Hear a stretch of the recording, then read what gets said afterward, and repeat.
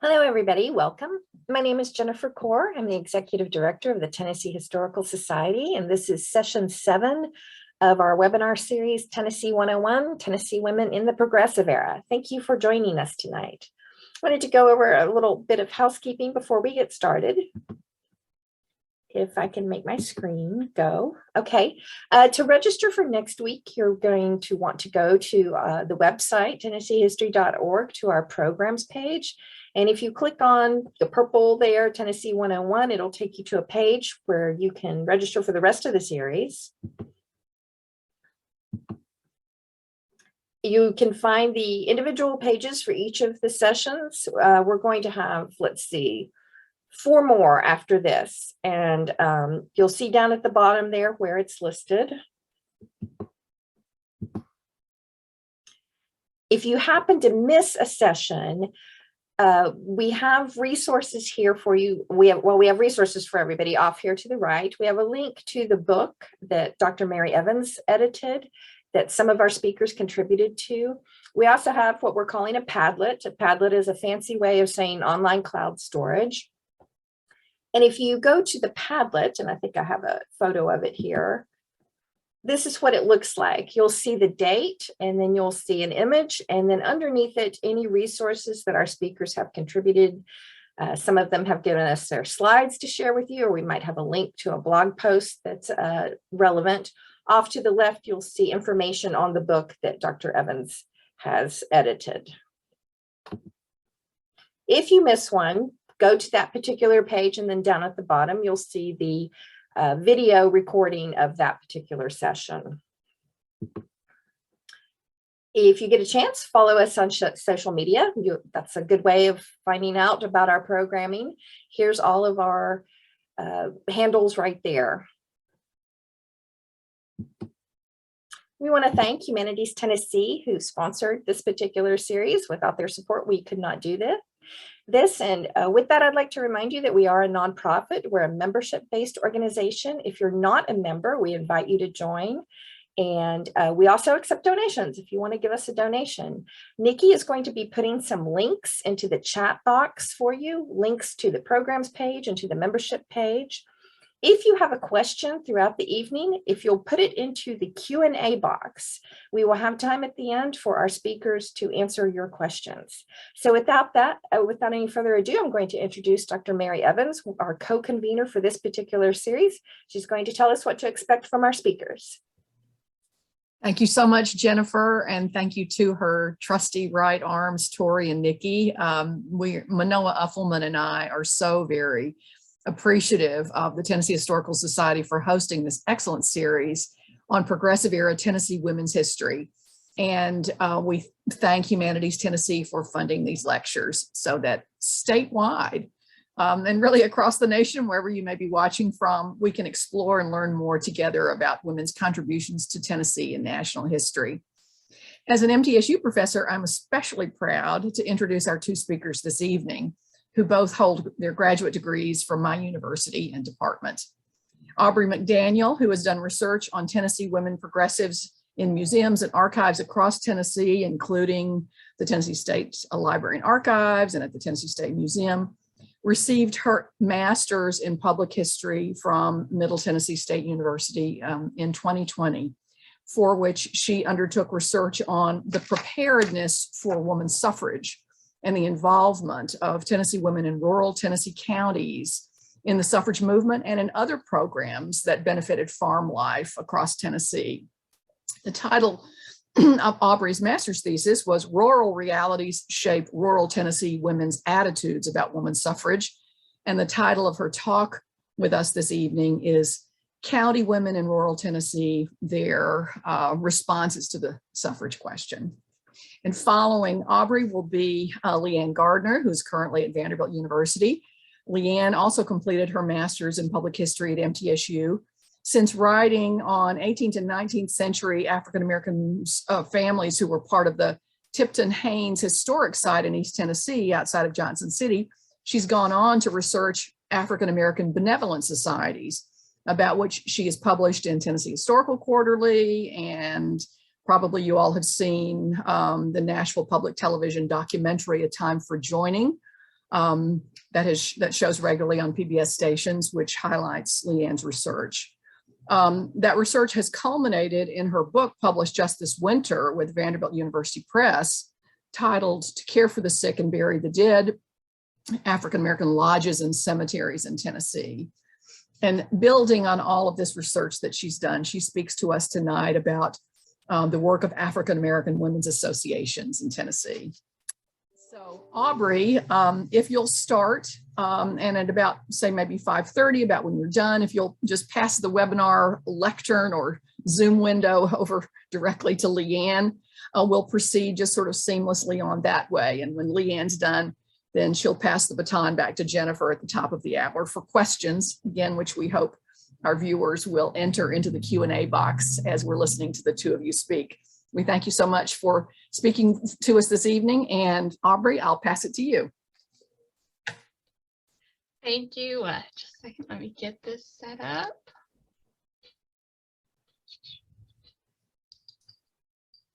All right, and I want to thank Dr. Evans, Dr. Ulfman, Jennifer, and the Tennessee Historical Society for inviting me onto this talk. And I want to thank everyone who is participating in this program and watching and learning. Now I'm just going to jump right in on topic here, which is looking at rural realities of Tennessee County women and how that shaped their interactions and attitudes involving the suffrage question and then other progressive activism. Right. Okay. So starting this, I was studying suffrage, and I started to see kind of a silence in what was going on in rural communities and rural women in the suffrage question. Were they involved? What was going on with them? So I decided, especially in my, searching for a master's thesis, that was going to be what I was going to look at. It brought about my decisions in researching how rural women and the realities of their lives intersected with social activism and the suffrage movement. In Tennessee, the socioeconomic realities of lives and cultures of women living in rural counties directly did inform the nature of their involvement and attitudes to the changes taking place across the nation politically, as well as the changes in state and in their local communities. And since there has been such a focus kind of on the urban suffrage movements and their involvement, this kind of opens that door for a closer look at what these women were doing in these rural counties, because it almost seems like there's a passive idea to them that they really weren't involved or they didn't care, which is completely not true, as I found throughout my study. They were very active participants in the discourse surrounding progressive era social and political issues.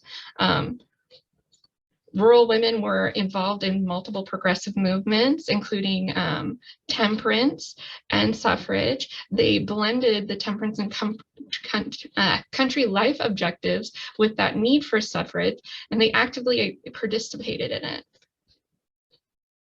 And what we will be going over today is kind of looking at those specific concerns and activities, specifically the temperance movement, the country life movement, and then suffrage for the counties that were part of this study.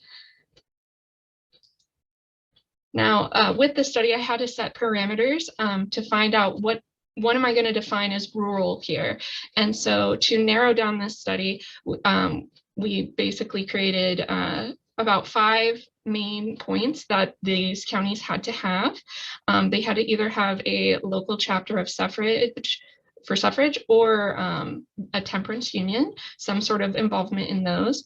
They needed similar population densities. We've decided between about 10,000 and 20,000 for the entire county, and that was a main piece there. Similar farming crops. They did not have to have the same crops, but they wanted that same side of growing season. So there's that split in time that they have in their farming work.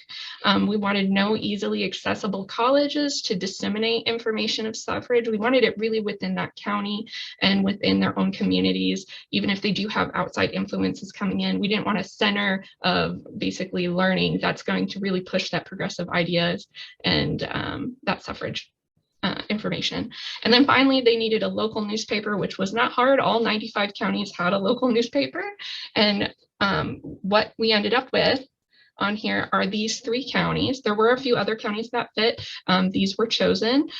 Marion County for East Tennessee, Jackson County for Middle Tennessee, and Benton County for West Tennessee. It was very important to have one for at least one of the 3 grand divisions.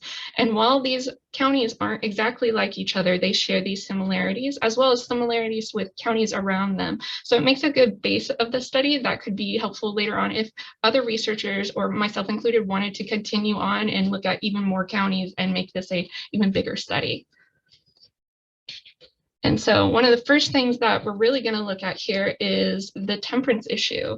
The temperance issue was very much involved in this idea of womanhood and Southern womanhood, and that women were these pious centers of the home.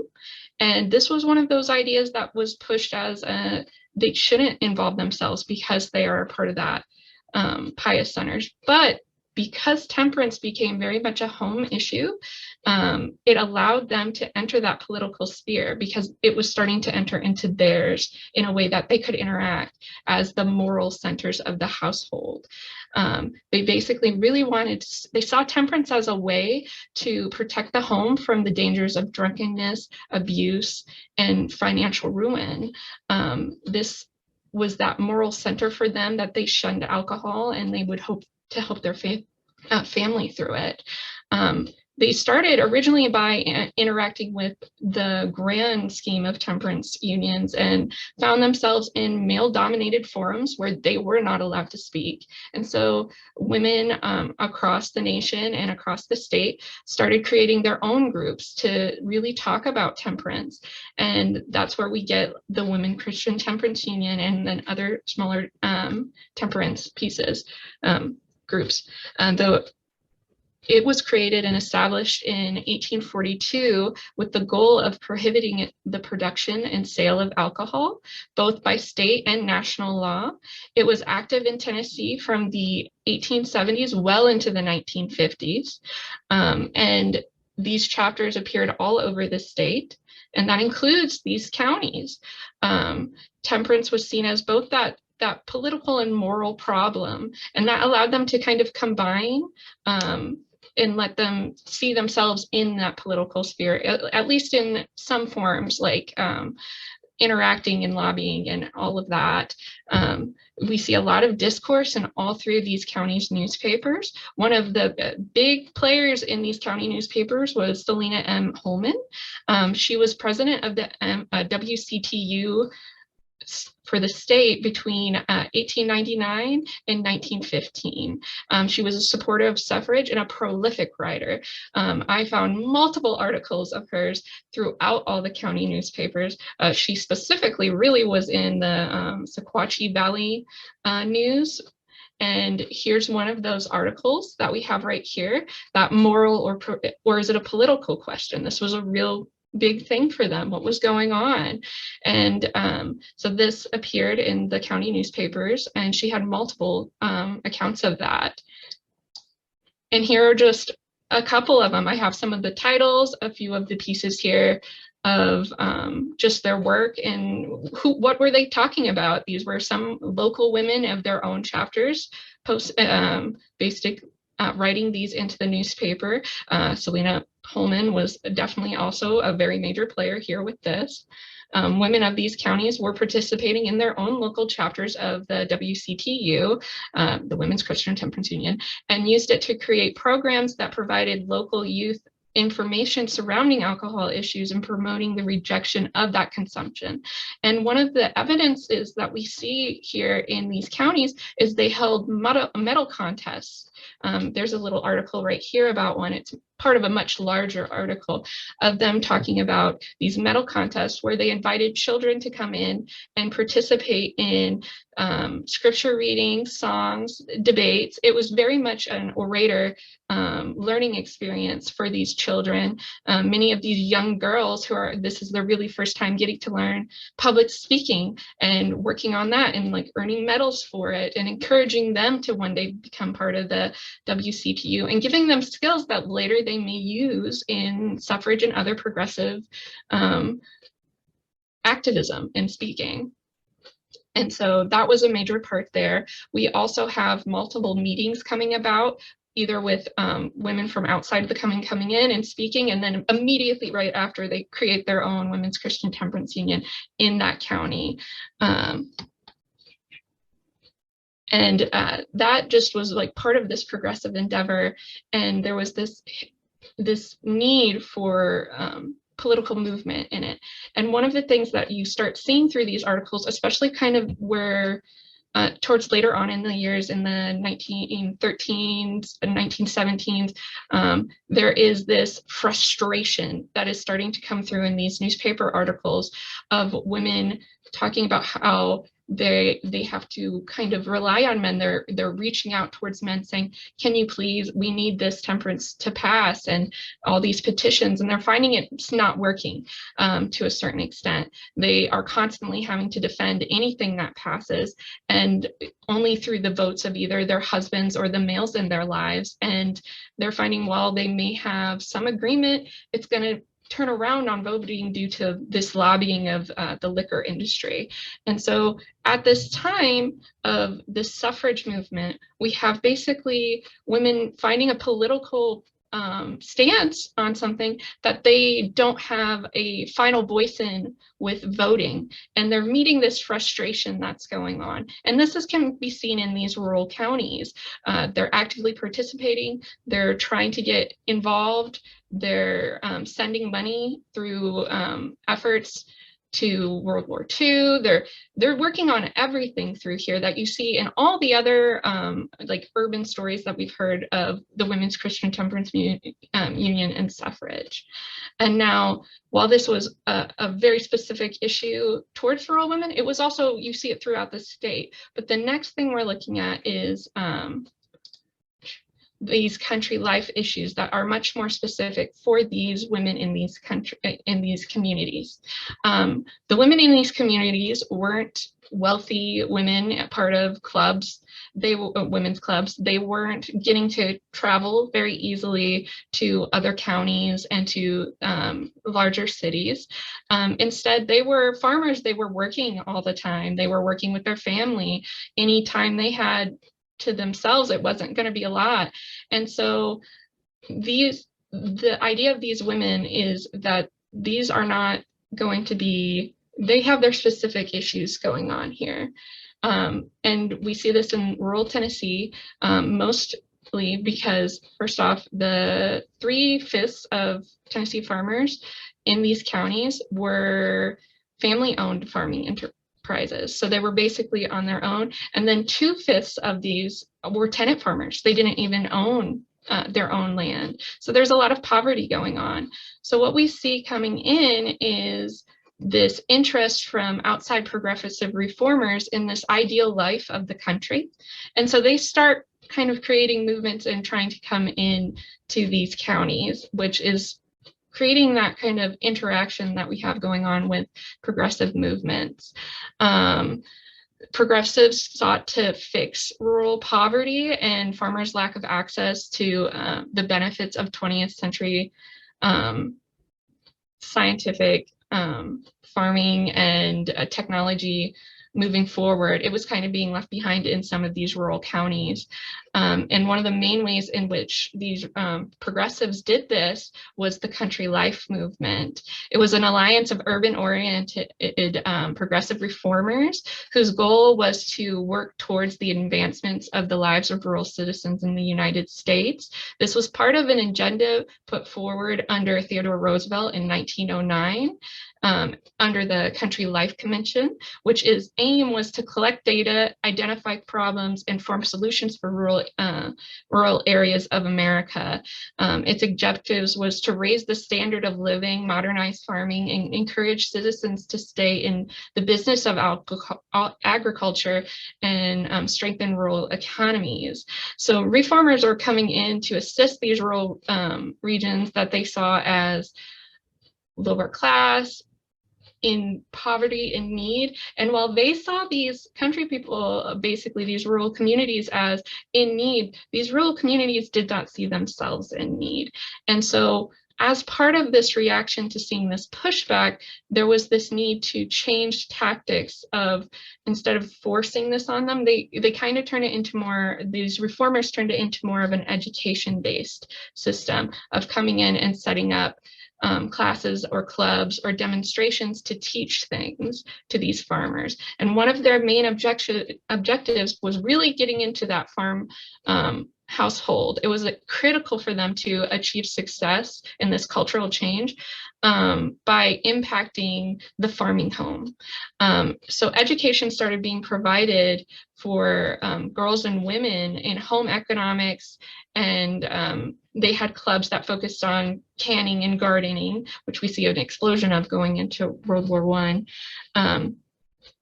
In addition to like heavily encouraging adjustments from families, they were also being asked in their everyday lives to start networking with each other. So these women who were once possibly really only communicating with each other, maybe at church or like little county like functions that they might be able to do that, there's suddenly more opportunity for networking between these women. So we start seeing more communication in these women, which also ties into this temperance work that we've talked about before. There's a women's community is starting to form throughout this, through these things that are all happening at the same time.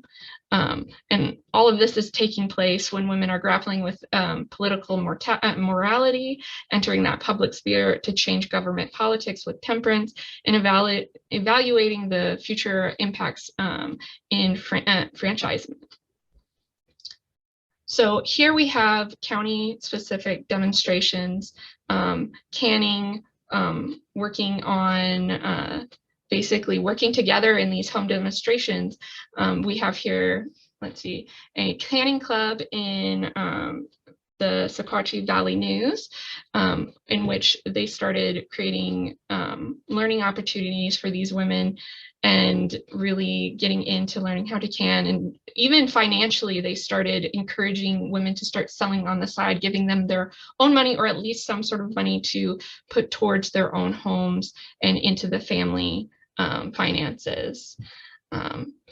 These demonstration clubs, while originally were opened by the movement and these programs, usually there could only be about one person per county to teach these.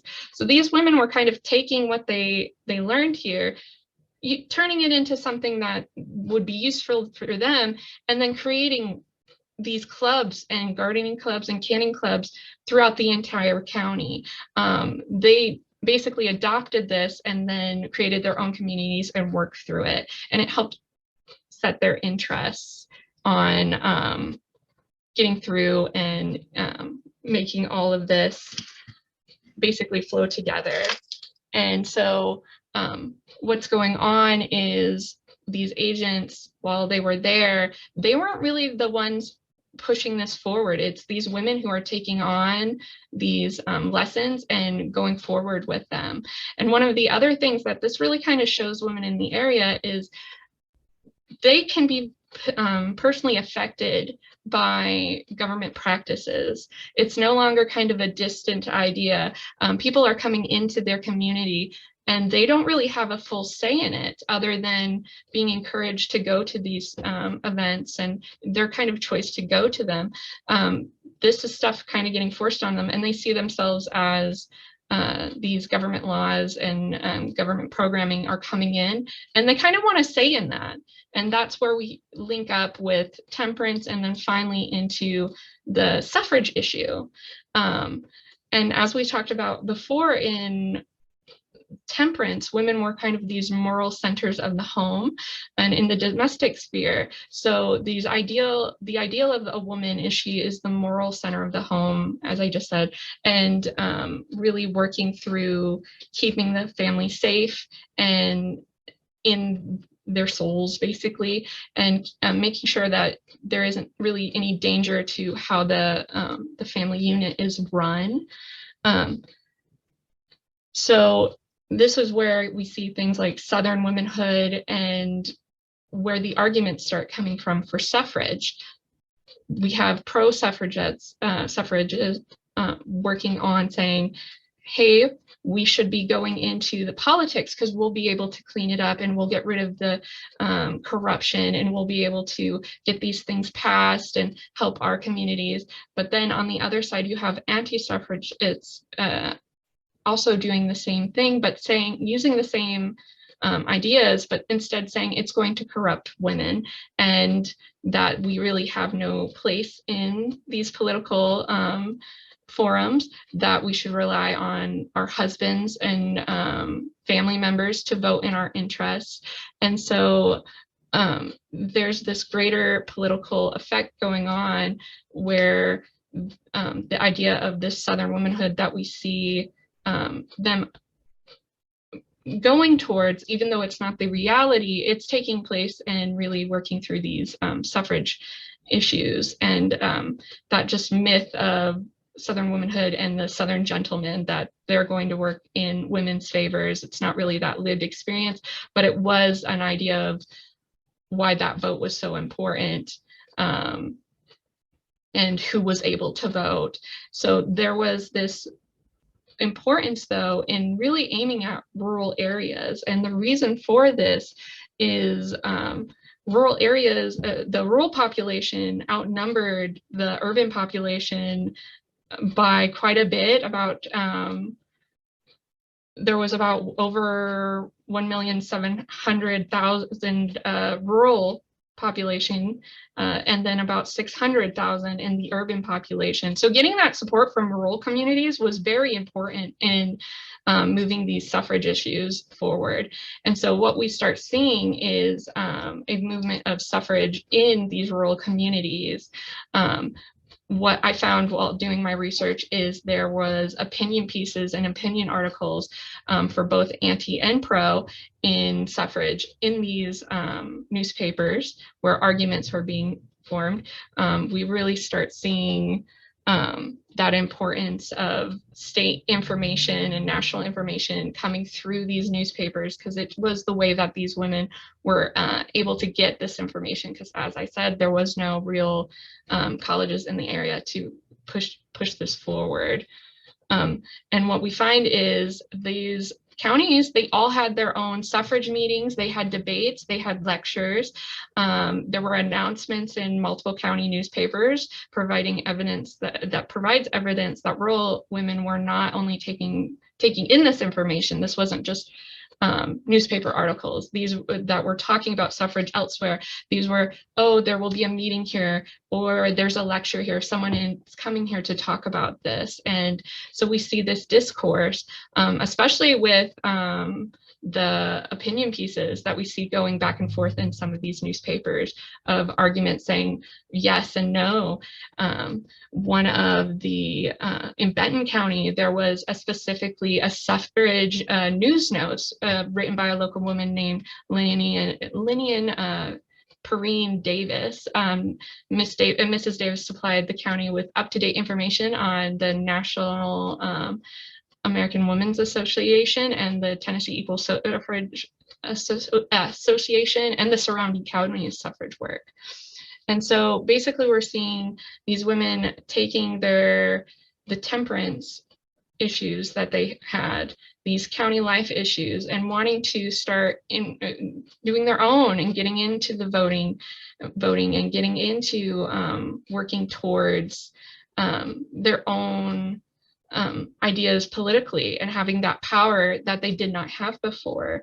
On the previous slide, if I can go back real quick, we see everything to gain by women's suffrage. Men will lose nothing, the home will gain a vote, the wife will gain more interests in common with her husband, the mother will gain power to reduce cost of living. There's all these ideas that are being pushed forward of how this is eventually going to help the family. And that is what women want at this time, is having that vote to help their personal family. And it happened. So what happened after was, did they just stop? No, the rural women of these counties continued on. They changed their suffrage groups into League of Women Voters to teach how to vote. While I was doing this research, I went in and looked up poll taxes to see if these women were actively participating. And I was very happily, well, not surprised, but I was happily able to find quite a bit on women paying poll tax to be able to vote.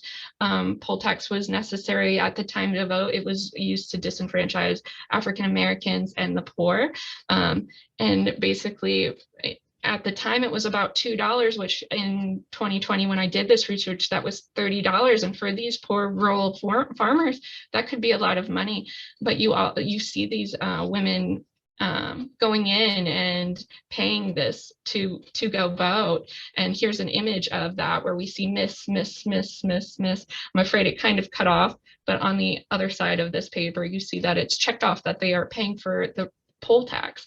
There's continued activism. There's continuing to use their vote for the women Christian temperance movement. They're continuing to try to lead that change. And then another thing we see in the newspapers is very much a change of language from this moral idea of voting to this is now a woman's duty to vote. It's so important for her to vote.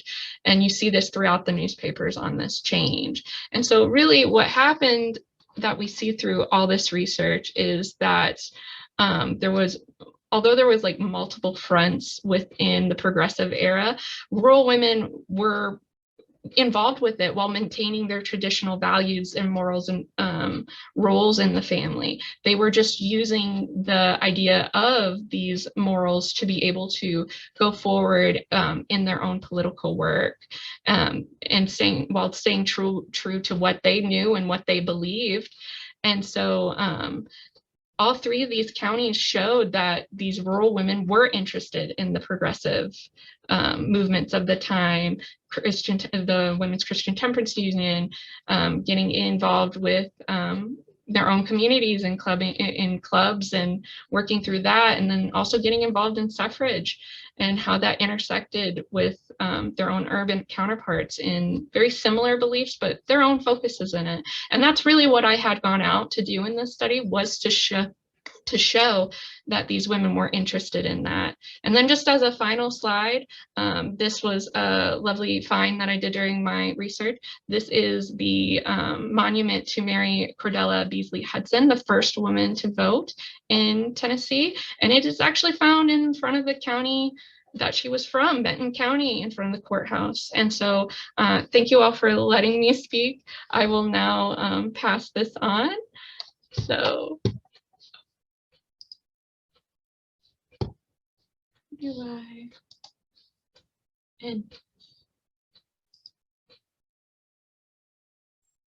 Thank you, Aubrey. Yes. Screen. All right. First, I want to thank the Tennessee Historical Society and Jennifer and Dr. Evans and Dr. Ulfman for this opportunity to speak tonight about the work of African American Women's Association. So you might be wondering, what are voluntary associations? And basically speaking, they are the group of individuals who gather together because they have some common interests or they're working towards a common goal. And that includes a wide variety of organizations. That can include trade unions, professional clubs, literary societies, and it also includes lodges, which is what I've studied. African Americans in the years following emancipation, they really created their own world, created their own separate set of institutions that were really important to their community. And part of that were lodges. So there are primarily three kinds of lodges that we think about. The first is fraternal, and that's the one that everyone thinks of when you first hear the word lodge. Fraternal lodges are focused primarily on a ritual and regalia. Members come together to perform a ritual while wearing regalia. The lodge really emphasizes the bonds of sisterhood or brotherhood and the importance of keeping these rituals secret from outsiders. They offer other benefits as well, but that's not their primary purpose. Examples would be the Masons, the Odd Fellows, the Elves. In Tennessee and in other places in the United States, African Americans were not allowed to join the white organized fraternal groups, and so they started their own counterparts that were parallel to the white lodge organizations. For example, Prince Hall, who had become a Mason up in Massachusetts in the 1770s after the American Revolution, he wanted to start a lodge separate for African Americans, and he was denied that opportunity. So he applied directly to a lodge in England and received a charter, and that's how he created the Prince Hall Masons. You see that again with the Oddfellows. Peter Ogden in the 1840s wanted to join the Oddfellows, and he was disallowed on the basis of his race. So he wrote to England and was chartered from with them, and then created the Grand United Order of Oddfellows, which was African American. And many of these fraternal lodges also had a female counterpart for women, their ladies' auxiliaries. And so those would include the Order of the Eastern Star, that were the counterpart of the Masons, the Court of Colinthi, which were the counterpart of the Knights of Pythias, and the Household of Rebecca, that is the counterpart for the Oddfellows. Leigh Ann, I'm sorry to interrupt. You Oh, sound yeah. really muffled. Could Oh, you maybe no. move your mic closer to your mouth? Yes, let's see. And see if I That's can. better. Okay, great. Thank you. Okay, Sorry. thank you so much. Yes. The next type of lodge are benevolent lodges. And those are an organization of people, and they are focused on achieving a specific goal. And that goal is usually something like to care for their members or to work towards some kind of common goal like temperance. They may contain ritual and regalia, but that's really not their primary purpose. Their purpose is really people gather together to help each other. There are a lot of examples of benevolent lodges, such as the Benevolent Society, Sons and Daughters of Charity, Sons and Daughters of Cyrene. They offered, in a time when there was no governmental safety net, that's what these benevolent lodges offer. They offer their members a sickness benefit when you're sick and you can't work. They offer a way for you to be buried if something happens to you. The interesting thing about African American benevolent lodges is that they're often distinctive, and they're not based on any white counterpart. They are specifically created by African Americans within their local communities. And sometimes that organization then grows and creates lodges across the state, in the example of the Benevolent Society, and sometimes those lodges stay confined to that one town to meet that specific community. Benevolent lodges can be mixed gender, such as the Benevolent Society, or sometimes they were all women, like the Daughters of Charity or the Daughters of Zion, and sometimes they were just all male. And then the third type of lodge, which I don't really talk about a lot, insurance lodge. And they're basically, it's a society that its primary purpose is to offer insurance to its members. And that's either life insurance or sickness insurance.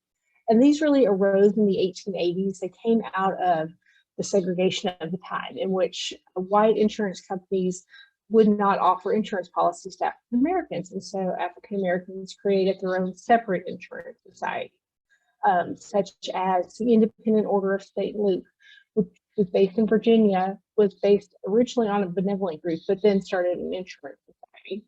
Or here in Tennessee, the Universal Life Insurance Company out of Memphis.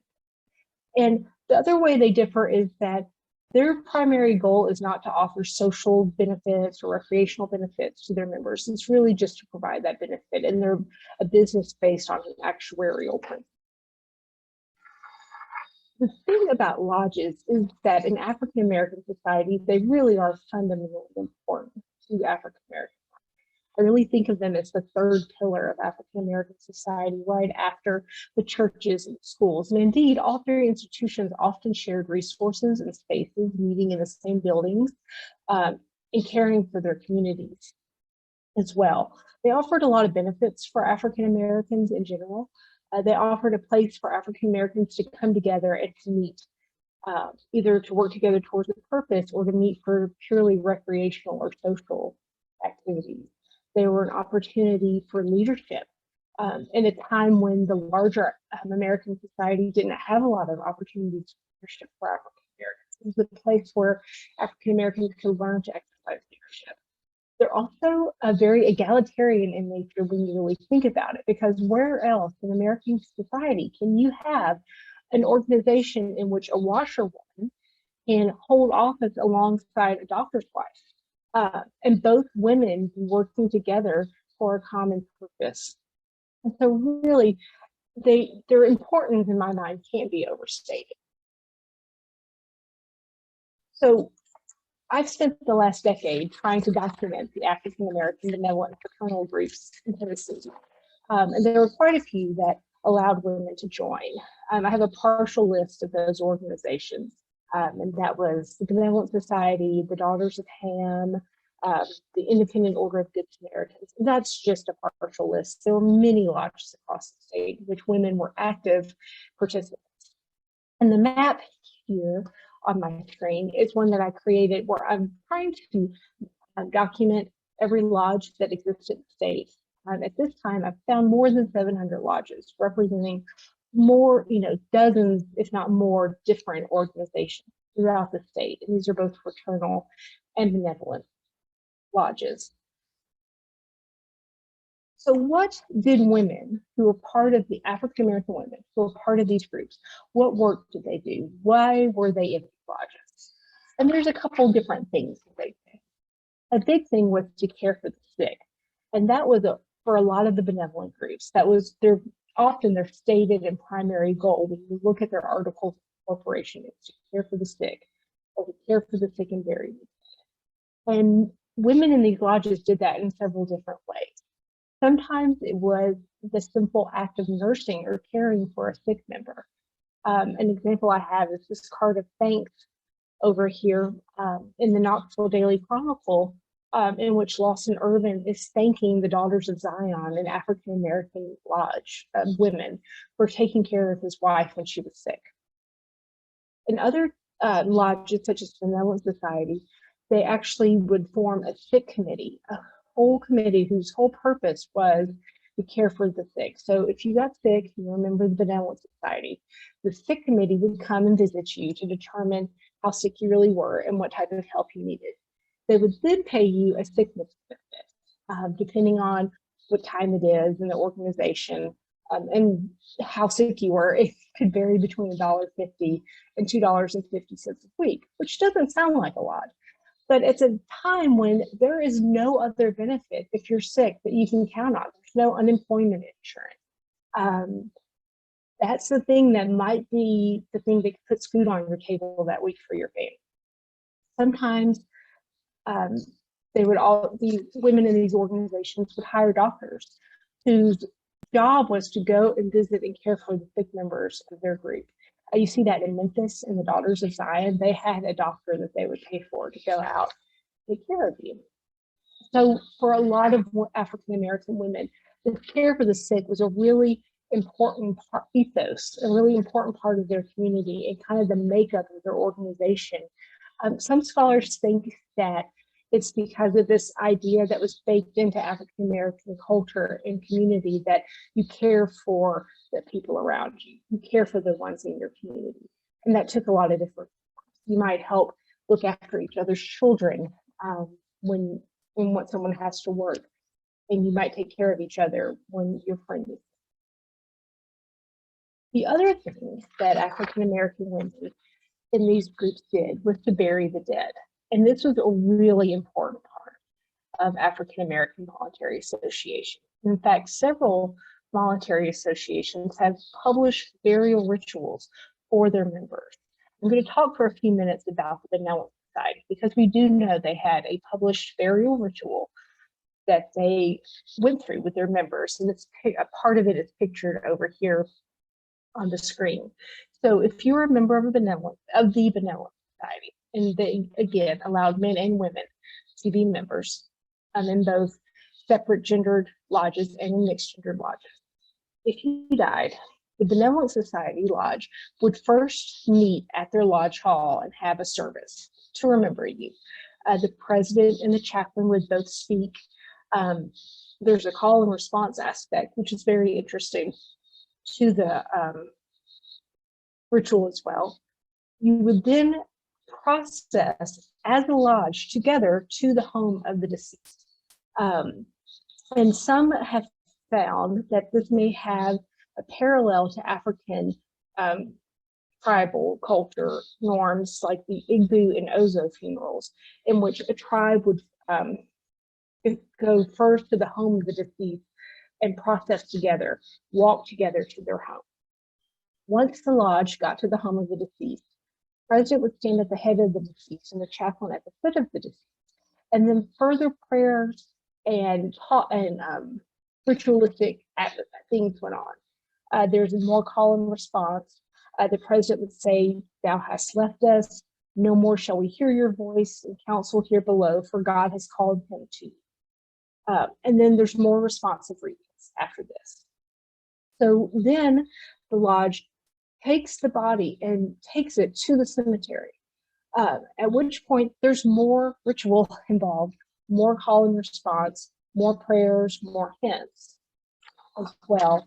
There's also some reading of scripture. So it's interesting. There seems like there's a mix of both, maybe some African derivation, some holdovers maybe of an early African beliefs, mixed with like the Judeo-Christian mindset, where the readings are very much like 2 Corinthians, and they're singing popular hymns at the time and having prayers. Then after all this had taken place, the Benevolent Society would then bury their dead. And the interesting thing is, the Benevolent Society is not the only organization in which women were members that had a public burial ritual. The Independent Order of Good Samaritans also had one. The Good Samaritans had first started as a temperance group in the 1840s. They had allowed African Americans and whites to join. They're not in the same lodge. African Americans weren't allowed to have leadership roles in the national organization. And then in the 1870s, there was some dissension, and pretty much all the whites left, and it became an African American organization at that time. But in addition to having public burial rituals, women in African American lodges also physically created cemeteries to bury their dead. In Tennessee at the time, burials were segregated by practice, not necessarily by law, but most communities had separate cemeteries for African Americans because the white cemeteries would not bury them. And multiple female lodges created cemeteries for the burial of their dead. This cemetery over here is Mount Ararat Cemetery down in Shelbyville, Tennessee, and it was established by the Ladies Benevolent Society, Lodge number 44 in the 1890s. Still exists. In the very background picture, you see a road. It's, in a sense, that's the larger white and older Willowmount Cemetery that is literally separated by a fence. Segregation present right there for you to see on the landscape. The Ladies Benevolent Society also had an annual decoration day at the cemetery for years, in which people would come out. There would be a sermon. There would be the Turner Normal School was located in Shelbyville, and their students would come and sing and take part, and then they would have a picnic on the ground every day. Additionally, in Knoxville, there's an entire cemetery complex. We think of it as the Oddfellow Cemetery, but actually 4 different lodges created 4 different cemeteries side by side. And 2 of them were created by female lodges. The Daughters of Zion and the Good Samaritans have cemeteries there. The other work that African American women did in voluntary associations was to care for widows and orphans. And this was a really big deal in a lot of African American female lodges, was this idea that they needed to care for the widows and for orphans in some kind of organized manner. One example was the Daughters of Zion in Knoxville wanted to open an orphanage. There are several news articles in the 1870s and 1880s in the Knoxville News Sentinel about the Daughters of Zion trying to get together to create an orphanage. Doesn't seem like they ever were able to establish. It was clearly a concern for them for a number of years. Another example of one that did open with female help was the Masonic Widow and Orphans Home, which opened 3 miles outside of Nashville, out Lebanon Road, in 1909.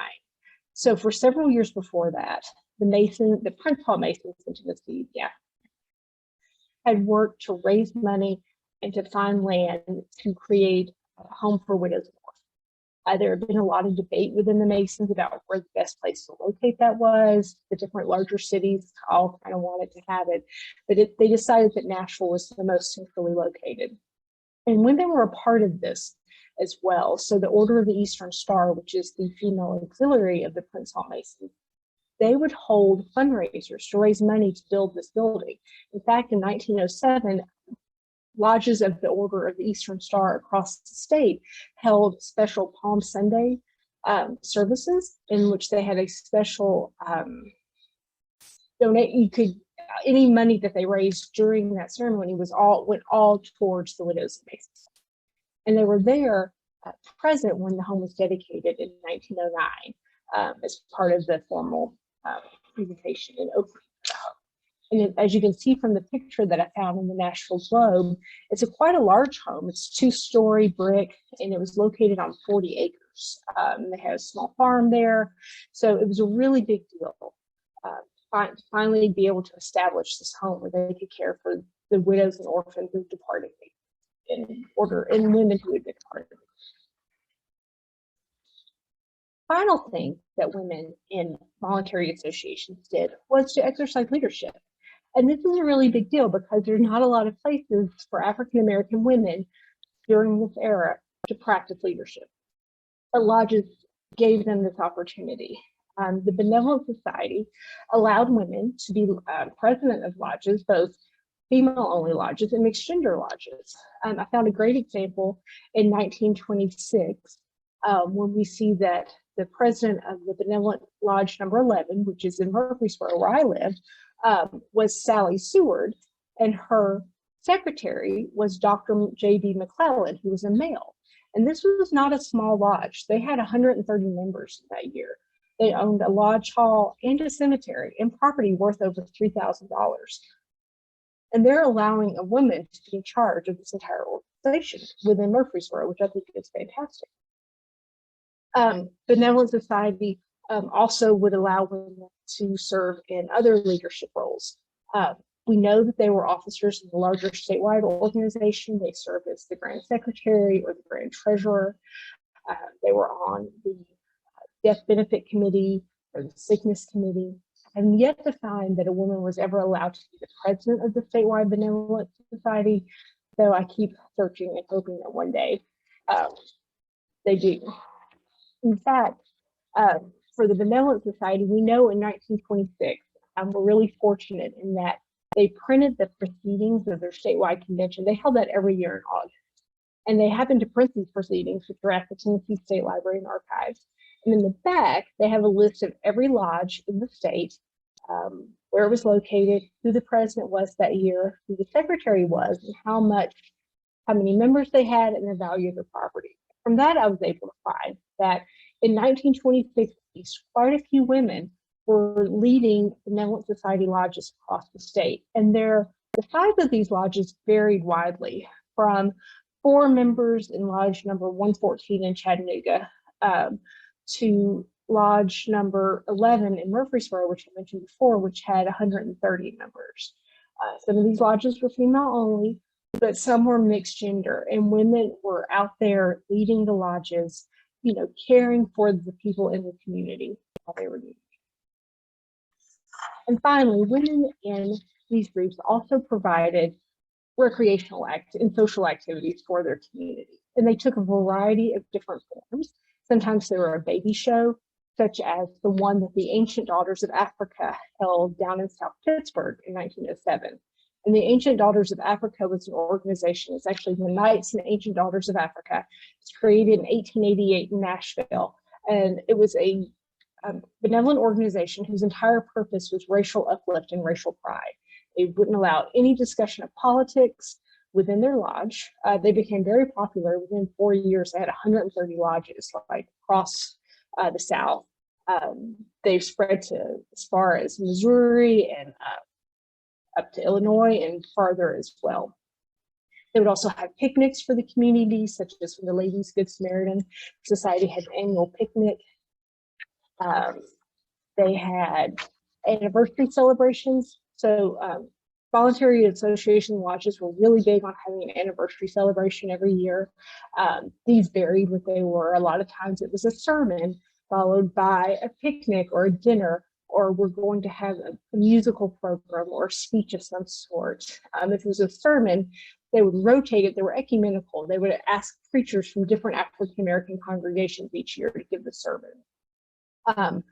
They would also have different picnics, as I said before, and just all kinds of activities for their communities as a way for African Americans to relax and to get together for a social event. And I also found, right, so I was mentioning this at PowerPoint, that the Court of Plenty, which was the female auxiliary to the Pythians, also were raising, trying to sell Liberty bonds. They took out a full-page ad in the Nashville Globe trying to get people to buy Liberty bonds to support World War I effort. And in fact, as a lodge organization, purchased Liberty bonds as well, which I thought was interesting, that they were out there, women in the Court of Plenty, you know, out in their communities trying to get people to support the war by buying Liberty bonds. So I just want to thank you all for listening to me tonight. I have a book coming out, my copy today from the publisher, all about African-American fraternal and benevolent groups. I will turn this over to Jennifer now.